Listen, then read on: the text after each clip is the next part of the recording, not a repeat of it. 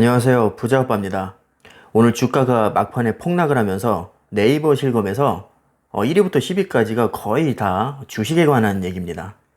코스닥, 증시, 코스피, 주가, 미투젠, 주식시장, 코덱스 200, 선물 인버스 2X, 주식 장마감 시간, 웰크롬까지 전부 다 주식과 관련된 말이고요. 2위에 있는 윤영삼은 사람 이름 같은데 사실 제가 누군지 잘 모르거든요.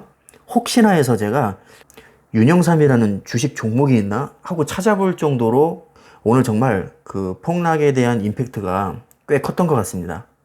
찾아보니까 야구 선수인 것 같더라고요. 어쩐지 이게 아무리 봐도 사람 이름 같았어요. 코스피와 코스닥이 잘 나가다가 막판에 정말 엄청나게 흘러내렸는데요. 코스피는 2.4%, 그리고 코스닥은 4.1% 하락으로 마무리했습니다. 4%대 하락이면 오바가 아니고 폭락이라고 표현해도 전혀 문제가 없죠. 코스피 같은 경우는 장중에 플러스까지 전환이 됐다가 장 막판에 갑자기 흘러내리면서 마이너스 2.46%로 마무리를 했습니다. 도대체 무슨 일인가 하고 제가 뉴스를 찾아봤더니 그냥 예상대로 코로나 재확산에 대한 우려 때문이었습니다.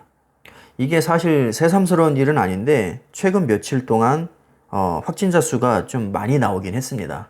그렇다고 해서 이렇게 폭락할 정도는 저는 아니라고 생각을 했는데 생각보다 낙폭이 너무 크게 나와서 저도 조금 당황스러웠습니다. 도대체 확진자가 얼마나 많이 나왔길래 이렇게까지 폭락을 했는지 제가 확인을 해보니까 확실히 8월 13일부터 좀 급격하게 상승을 했더군요. 8월 12일까지는 그래도 20명에서 50명 사이로 이렇게 유지를 하다가 갑자기 13일에 100명을 넘더니 14일에는 166명, 15일에는 279명까지 갔습니다. 자, 어제도 246명이 나왔는데 아마 오늘도 지금 뉴스를 보니까 꽤 많이 나온 것 같습니다. 그래서 지금 사회적 거리두기 3단계 격상을 할 수도 있다는 뉴스가 막 나오고 있는데요. 제 생각에는 지금 분위기로 봐서는 3단계까지 가지 않을까 그렇게 예상이 되네요. 코스피 시총 1위부터 30위까지 제가 펼쳐봤는데 5종목 빼고는 전부 다 파란불이 들어와 있었습니다. 하락폭도 굉장히 컸고요. 특히 최근에 잘 나갔던 현대차가 마이너스 5%가 넘게 지금 하락을 했고 2차전지 관련주인 SK이노베이션도 거의 7% 가까이 하락을 했습니다. 이렇게 많이 빠진 건 제가 처음 봅니다. 그 다음에 제일 많이 빠진 게 아모레퍼시픽. 얘는 10%가 넘게 빠졌습니다. 그리고 삼성생명이 9.49% 빠졌는데 얘는 최근에 삼성생명법 관련해서 좀 떡상을 했던 종목인데 그동안 올랐던 거 다 뱉어내고 있습니다. 삼성생명법은 한마디로 삼성생명이 가지고 있는 삼성전자의 지분을 강제로 팔아야 하는 법인데요. 아무래도 이것을 팔게 되면 현금 확보가 되니까 배당금을 더 줄 수도 있고 재정이 확충이 되기 때문에 호재로 작용을 했었죠. 그래서 최근에 막 폭등을 했었는데 역시 오늘 하락폭이 굉장히 크네요. 왜냐하면 이 법안이 확정된 게 아니라 그냥 추진을 하고 있는 정도거든요. 그래서 그 기대감으로 인해서 상승을 했던 건데 아무래도 이런 이벤트성은 주가의 영향을 조금 더 많이 받을 수밖에 없죠. 그리고 저 개인적으로는 오늘 삼성전자가 꽤 큰 폭으로 상승할 것으로 예상을 했는데 왜냐면 이 삼성전자 파운드리에서 IBM의 서버용 CPU를 수주했다는 기사가 떴었거든요. 그건 굉장히 큰 호재라고 할 수 있는데 솔직히 저는 5% 이상 오를 줄 알았거든요. 그런데 결국에는 장 자체가 워낙에 안 좋았기 때문에 0.69%로 마무리를 했습니다.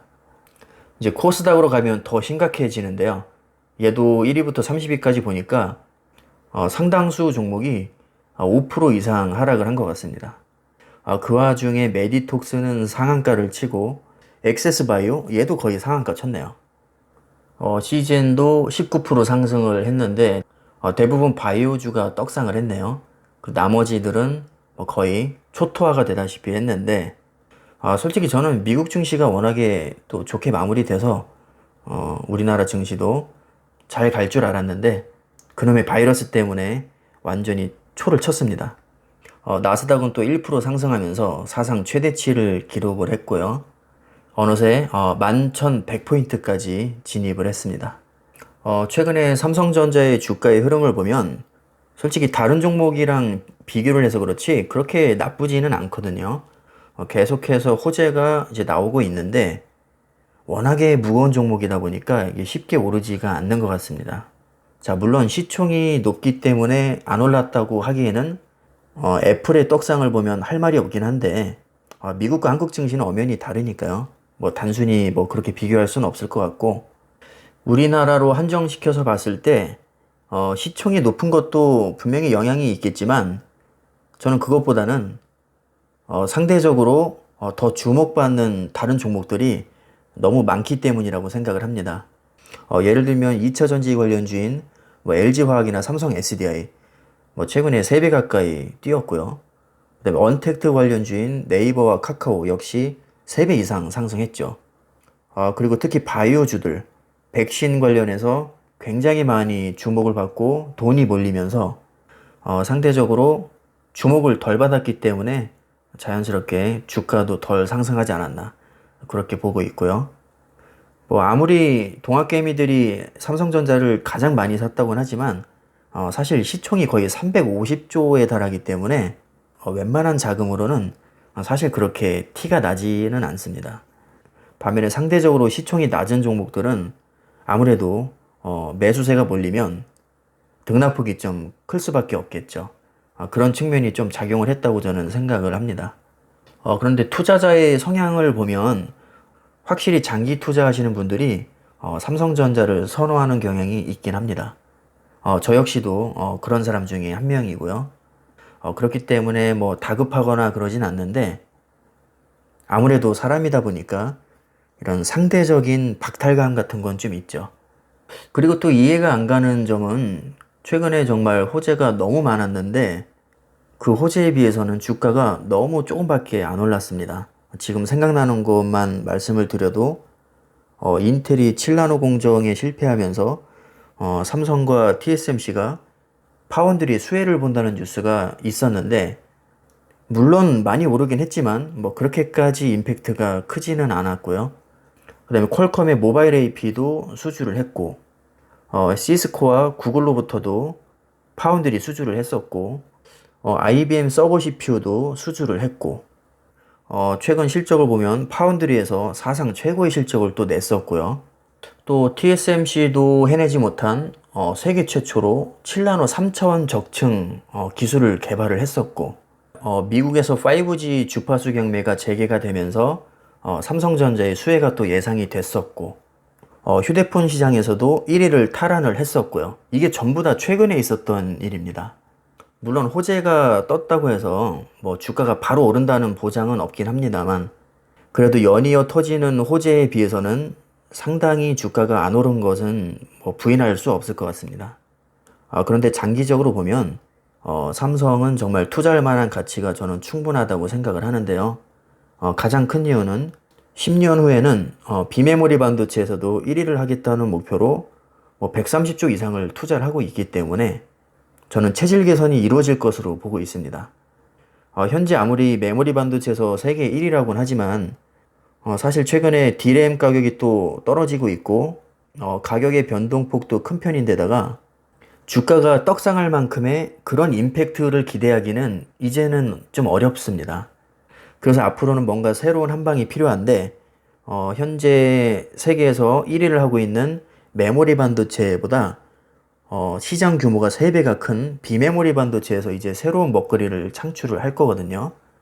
현재 목표상으로는 10년 후에는 1위를 하겠다는 건데 물론 아직 불확실성이 존재하고 또 잘 된다는 보장이 없긴 하지만 저는 분명히 잘 될 거라고 믿고 있거든요.